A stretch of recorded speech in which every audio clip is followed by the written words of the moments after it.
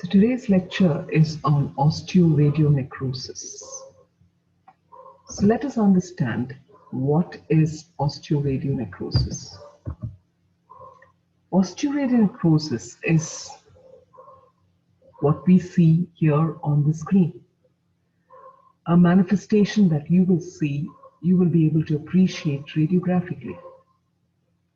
It happens because of bone necrosis. So why does bone necrose? Because it may be because of the loss of vascularity. So why is it called osteoradionecrosis?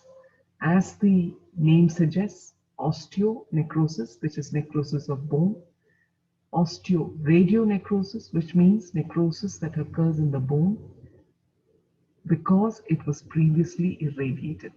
So when there is necrosis of bone in a previously irradiated tissue, in the absence of tumor persistence or recurrence, it is called osteoradionecrosis.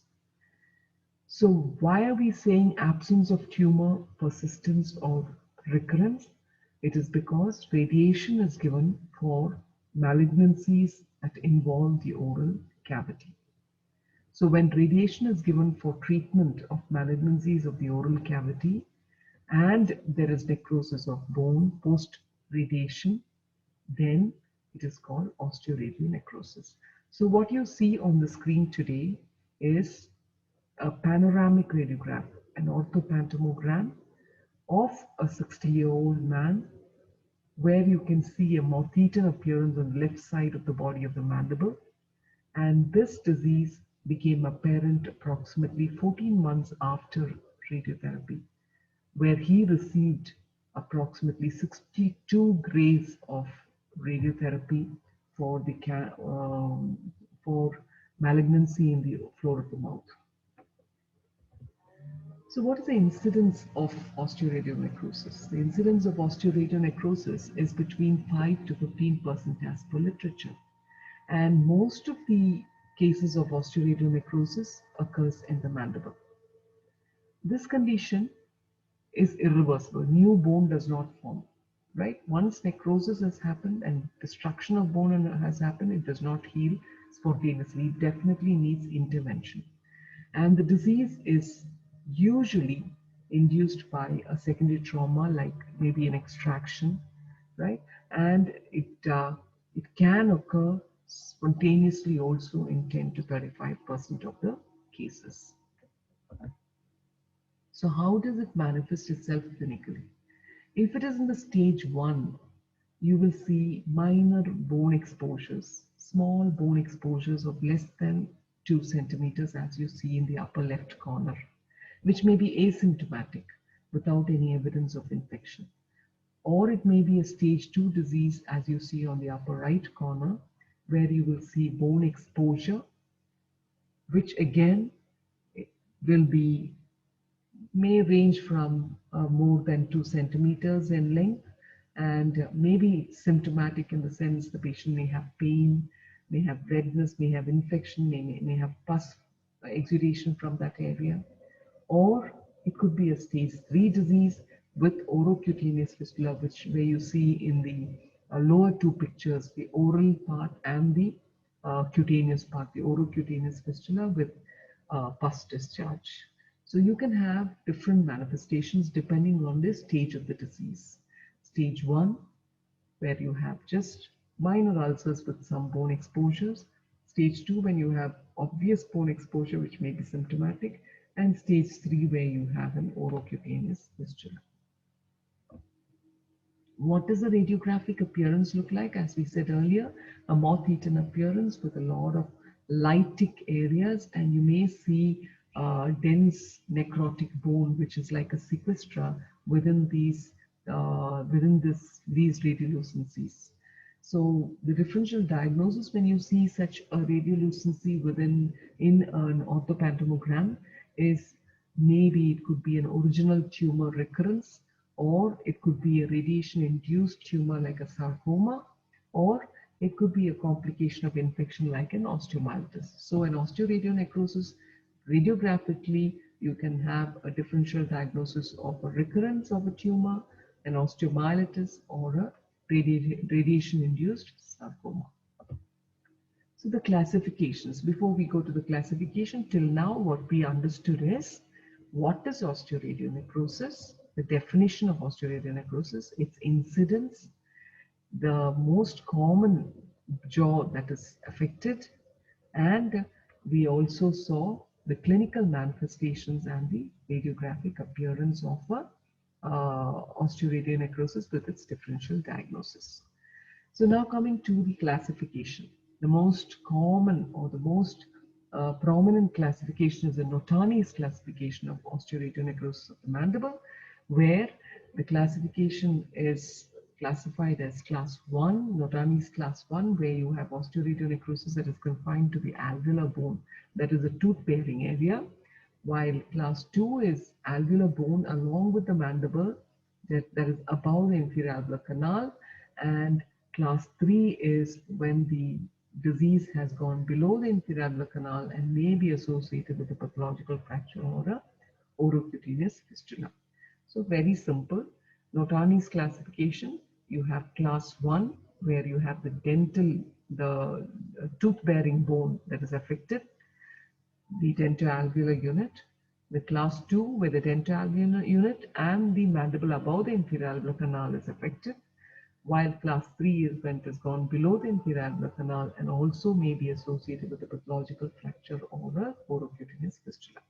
So Notani's classification is the most common classification that may be asked by your examiner, and it's good to know the Notani's classification. Lyon's classification of osteoradionecrosis is very interesting because it also relates to the management protocol.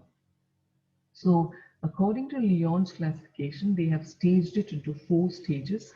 The first stage being less than 2.5 centimeters of bone that is affected, and it is asymptomatic. Here you can give medical treatment alone.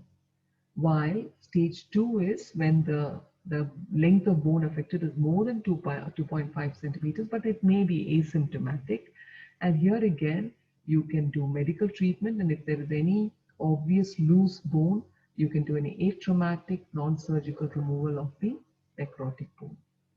While stage 3 is again when the length of bone is more than 2.5 centimeters, but it may be symptomatic, that is if the patient may have pain, evidence of infection and erythema, then in that, and when those symptoms do not reduce despite the medical treatment, then you need to consider surgical options like debridement of the loose necrotic bone and use of local pedicle flaps.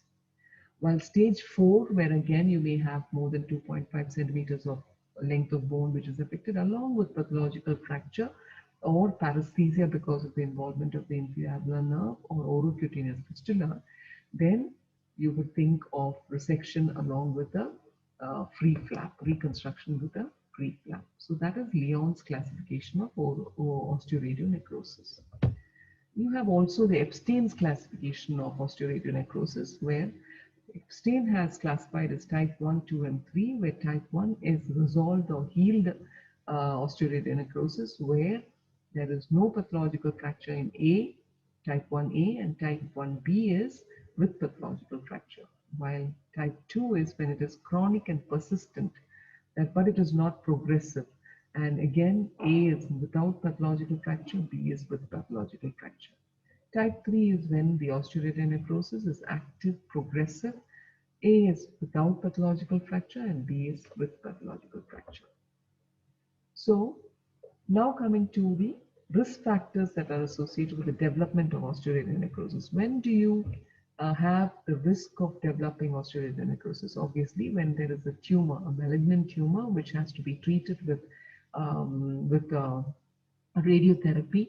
And if the tumor is abutting or very close to the bone or on the bone, then the chances of osteoradionecrosis is high. Or if you're using brachytherapy, that is radiotherapy with needles within the, like in tumors of the malignancies of the tongue or the floor of the mouth, where you use radium needles for interstitial brachytherapy, then you have, and if the needles are very close to the bone, then you have a higher chance of developing osteoradionecrosis.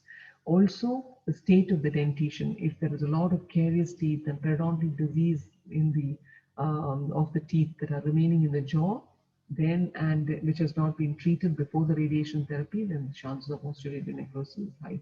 Poor oral hygiene, poor nutritional status are also risk factors for development of osteoradionecrosis. If you give a radiation dose of more than 60 grays, like the one we saw in the first slide, then the chances of osteoradionecrosis is very high. And also, if the patient is wearing ill-fitting tissue bone prostheses, removable partial dentures, which is causing chronic trauma or acute trauma from surgical procedures like extraction of teeth, can cause osteoradionecrosis. Now coming to the pathophysiology of osteoradionecrosis. So till now we spoke about the definition of osteoradionecrosis, the incidence of osteoradionecrosis, the clinical features, the radiological features, differential diagnosis, the classification, Notani's classifications, Lyon's classification, Epstein's classification, and then we came to the risk factors that are associated with the development of osteoradionecrosis, and now coming to the pathophysiology of osteoradionecrosis. So osteoradionecrosis, you need to have radiation therapy, and this would have resulted in necrosis of bone. Now, why does this necrosis of bone occur? Because of previous radiotherapy. Radiotherapy can cause, prior radiotherapy to that region can cause periarthritis and endarthritis, resulting in thrombosis and obliteration of the vessel. This will cause a hypovascularization, which can result in bone necrosis. In addition to that, you can have an hypocellularity because of the decreased osteoblasts and osteoclasts. And that can result in fibrosis and adipose degeneration, and therefore the repair capacity being less, and therefore resulting in bone necrosis. Also, the decreased blood vessels, blood supply can also result in a condition of hypoxia. So there is a 3H: hypoxia, hypocellularity, and hypovascularity. All this resulting in necrosis of bone. So the injury resulting from prior radiotherapy results in changes in the vessel, which can result in hypocellularity, hypovascularity, and hypoxia, which results in bone necrosis. That is the basic pathophysiology of osteoradionecrosis. So the first theory that was proposed for the pathophysiology of the development of osteoradionecrosis was that radiation along with trauma and infection would result in osteoradionecrosis. That was proposed by Mayer. It was called Mayer's theory. And he suggested that injury provided the opening, injury in a radiated bone. When there is an injury, it provided an opening for invasion of oral microorganisms and into the, into this irradiated bone. And this could result in osteoradionecrosis. That is why it was a popular belief that antibiotic could, and along with surgery, could treat osteoradionecrosis. That was the foundation for popular use of antibiotics. So what Mayer said was radiation would result in irreversible cell changes and cell dysfunction. The function of the cell is reduced or altered, which could result in damage of the bone tissue components like the osteoblasts, osteoclasts, fibroblasts, which would result in a loss of reparative and synthetic function, and therefore result in a chronic non-healing wound in a previously irradiated bone, which is called an osteoradionecrosis. Or it could result in a vascular damage, endarthritis obliterans, thrombosis of the vessels resulting in hypovascularity, gradual ischemia resulting in hypoxia, and therefore resulting in osteoradionecrosis. Also, hypocellularity resulting in tissue breakdown, resulting in osteoradionecrosis. As we said earlier, here what he has said is there could be an invasion of microorganisms and therefore resulting in cell death. But the recent theory that is accepted for the pathophysiology of osteoradionecrosis is the fibroatrophic theory. The fibroatrophic theory, the pathophysiology of osteoradionecrosis, according to the most accepted theory, is the fibroatrophic theory, where it is proposed that the radiation causes the generation of free radical oxygen species, free radical oxygen species, which affects the fibroblasts and alters the fibroblasts into myofibroblasts in the presence of interferons, platelet-derived growth factors, fibroblast growth factors, transforming growth factor, interleukins, which results in a dysregulation of the collagen metabolism and therefore fibrosis. And these abnormal fibroblasts will be replacing the bone tissue and therefore resulting in osteoradionecrosis. Also, the injured endothelial cells will result in microvessel necrosis and vascular thrombosis and tissue loss, and therefore you have um, aggravation of the loss of tissue, like the overlying soft tissue. Now, how do you prevent osteoarthritis? If you have a tumor and it has to be treated by radiation therapy, you have to treat it by radiation therapy. But how will you prevent osteoarthritis necrosis from happening? So it could be by delivery of radiation therapy with advanced technology like intensity modulated radiotherapy, IMRT.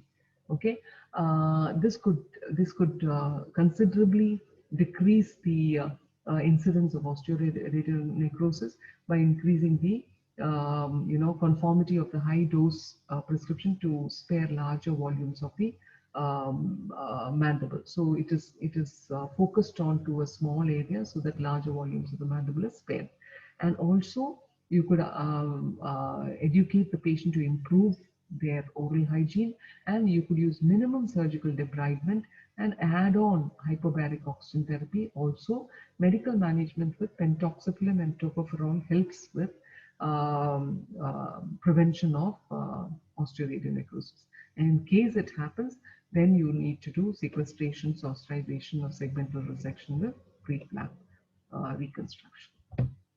Hyperbaric oxygen, as Marx has put forward in 1983, in stage one. In stage one, when there's evidence of clinical improvement, you would give 30 dives of hyperbaric oxygen, which is 20 dives before the surgery and then 10 more dives after the surgery.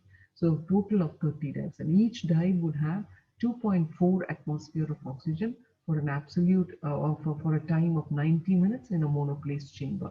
That is the treatment protocol for hyperbaric oxygen as per Marx's protocol, right?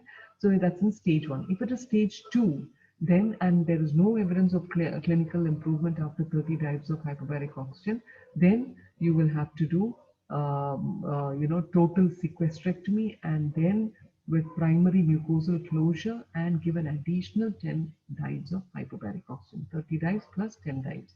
Stage 3, where there is a presence of orocutaneous fistula or oral dehiscence, then you would give 30 dives of hyperbaric oxygen and surgical resection. Responders, you can, those who are responding to treatment, you can give a total of 60 accumulated dives until you get a healthy mucosal closure.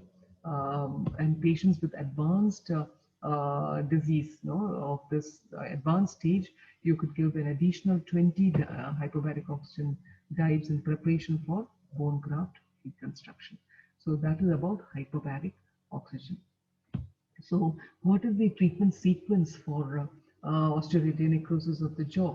So in phase 1, in the initial treatment, when you're giving the initial treatment, you could give topical antimicrobial mouth rinses with chlorhexidine 0.12% and non-surgical sequestrectomy. That is in phase 1.